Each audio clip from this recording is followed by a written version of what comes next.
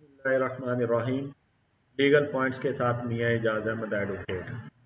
आज की मेरी वीडियो का टॉपिक है ऑनलाइन असला लाइसेंस को हासिल करना, यानी कि ऑनलाइन असला लाइसेंस हम कैसे बना सकते हैं उसका तरीका बताया गया है इस वीडियो में। और इन डिटेल समझाया गया है कि हम इसके लिए कैसे अप्लाई कर सकते हैं और इसके लिए क्या क्या रिक्वायरमेंट्स हैं। और इसमें इसके डॉक्यूमेंट के बारे में बताया जाएगा कि हमें किस किस चीज़ की ज़रूरत होगी। और उसमें फीस के बारे में भी एंड पे बताया जाएगा। तो सबसे पहले हमारे पास हमारा नेशनल आईडी कार्ड होना चाहिए।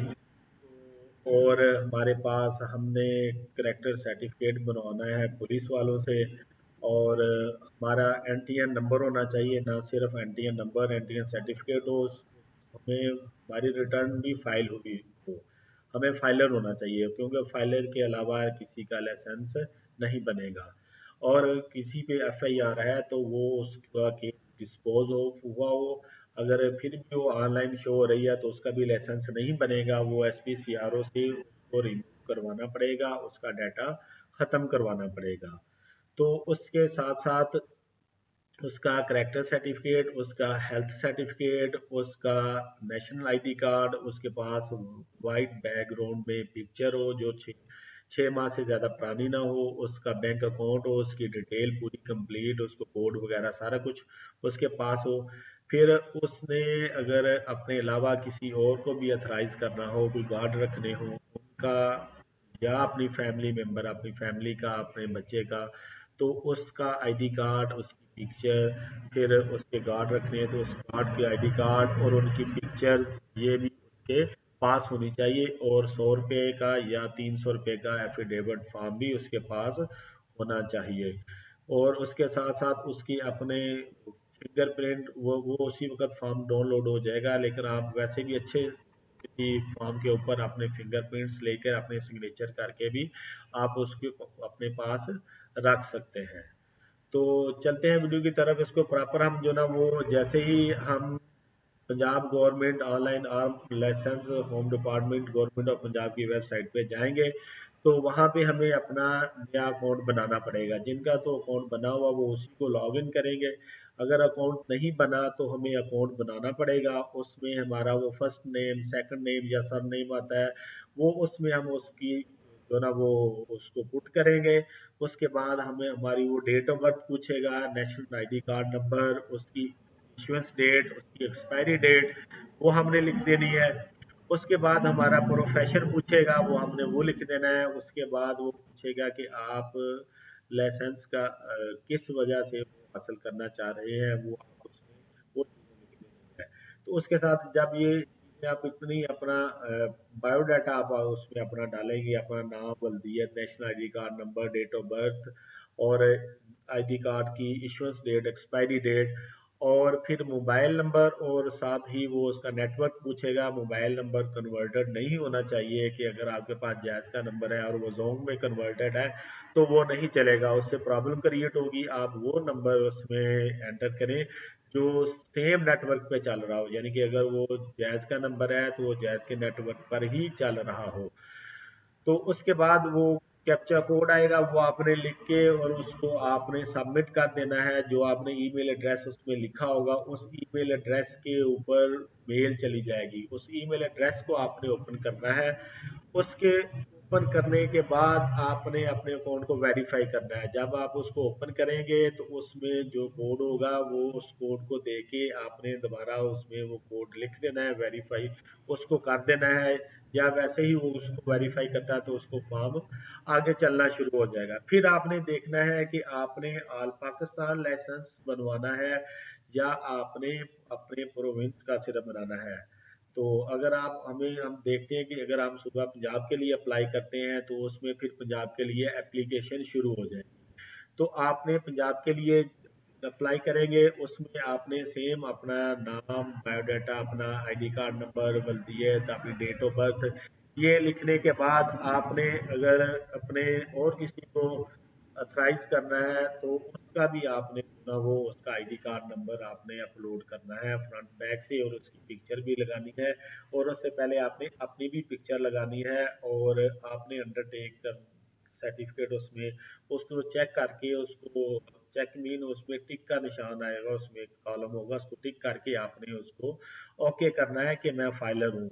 सिर्फ ना कि सिर्फ फाइलर हूँ आप, आपकी रिटर्न भी फाइल हुई होनी चाहिए। तो क्योंकि अगर आप नॉन फाइलर हैं तो आप लाइसेंस के लिए अप्लाई नहीं कर सकते, और अगर आप पे एफ आई आर हुई है तो फिर भी आप उसके लिए लाइसेंस के लिए एलिजिबल नहीं है।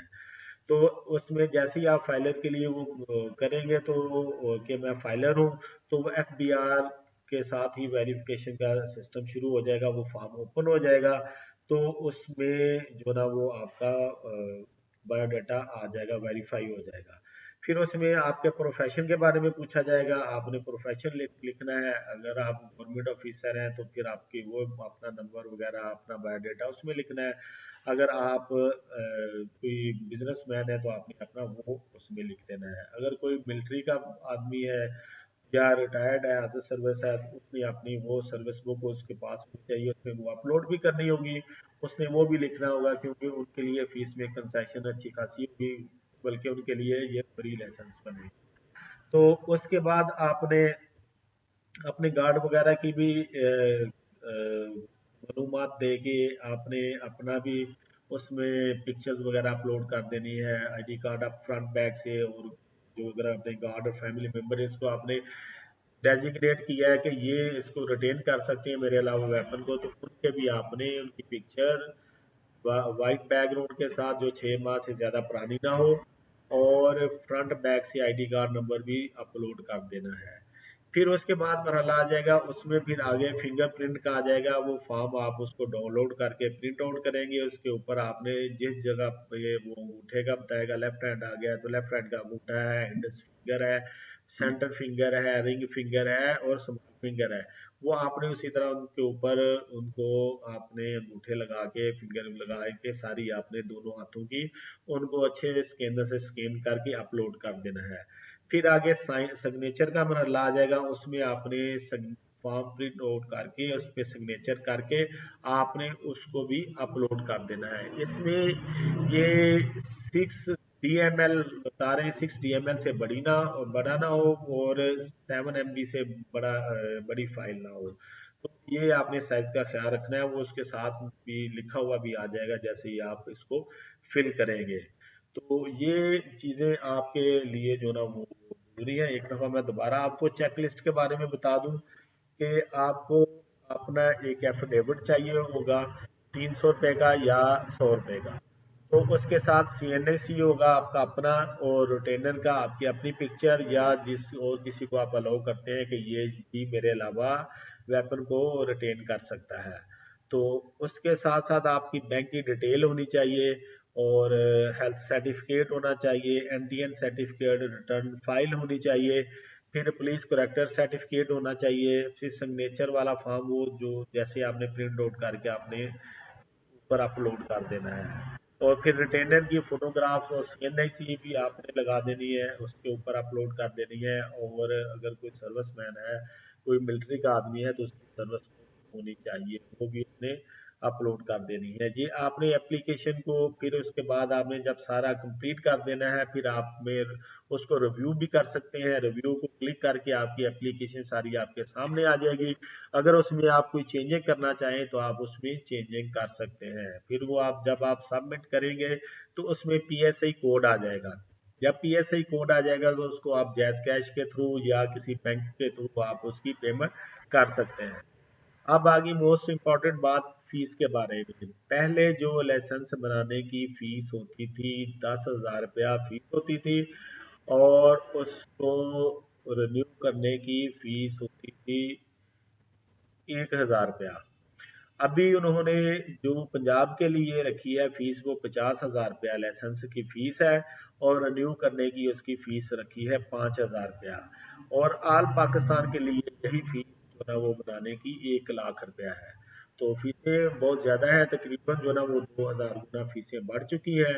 तो ये एक तरीका था जो ऑनलाइन अप्लाई करने का लाइसेंस के लिए, जो कि नहायत सादा और सिंपल है, जिसमें आपको कोई प्रॉब्लम, कोई मुश्किल क्रिएट क्रिएट नहीं होगी।